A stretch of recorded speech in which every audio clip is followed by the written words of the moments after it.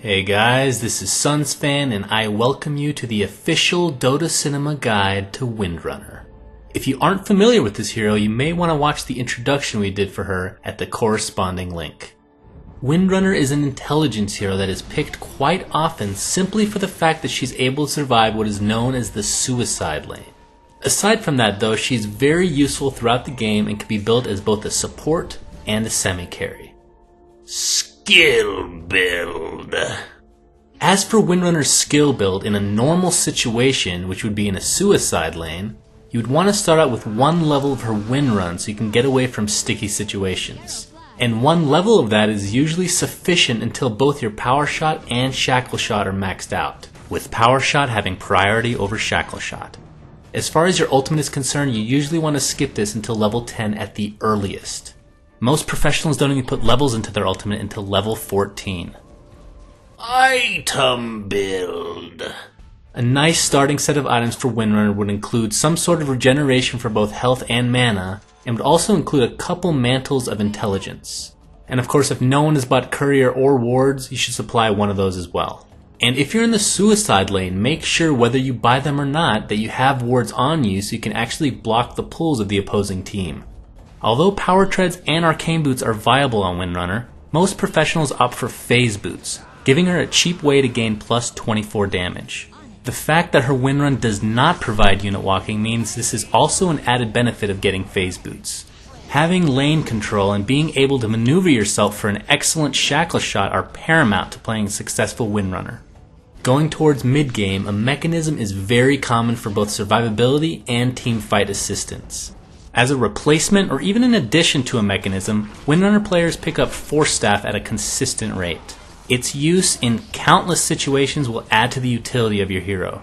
When you get to late game, all Windrunners that can afford it should try and purchase a Scythe of Vice, aka a Sheepstick, as it adds a ridiculous amount of mana regeneration as well as provides the Sheep ability. And Orchid of Malevolence is also an option here since it also provides a lot of mana regeneration and is a lot easier to purchase.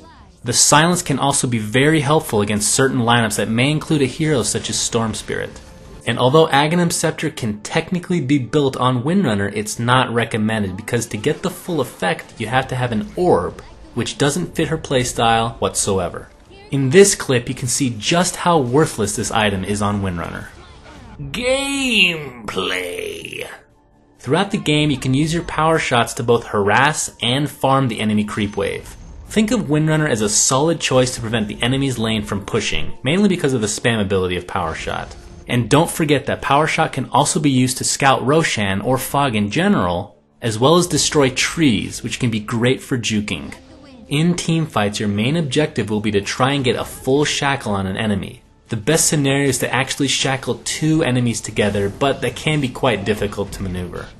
Spamming Shackle Shot as the enemy is trying to get into position is a very important aspect of Windrunner. Her mana pool as well as low cooldowns allow her to spam. It's not like when you're trying to hook someone with Pudge since there's very little consequence for missing a Shackle Shot. But if you hit it, it's quite game breaking. And just remember, because of your mobility, you have the ability to chase down heroes at the tail end of fights. Just make sure that during the actual team fight, you support your team with whatever items you picked up, whether it be a mechanism or a sheepstick. And when pushing, your power shot is not the only good pushing utility you have. Your ultimate is excellent against towers.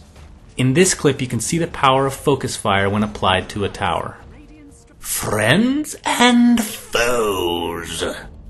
Friends of the elusive redhead would have to be just about everyone, simply because she is one of the most versatile heroes in the entire game. This moniker comes with being good in a support, solo mid, and suicide lane roles. Her shackle shot is so game breaking that many teams first pick her simply for the fact that she can spam and have a chance to stun two heroes for a long duration.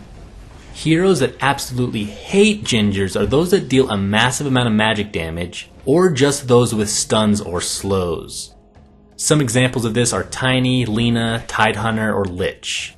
And the reason for this is because Windrun is her only escape mechanism, and anyone with a slow or stun will have a better chance at containing her. This was the Dota Cinema Guide to Windrunner. If you liked it, please subscribe to our YouTube. Also check out streamdota2.com, as well as our very own stream at own3d.tv/DotaCinema, where you can find me playing with friends and fans. This was Sunsfan, and thanks for watching.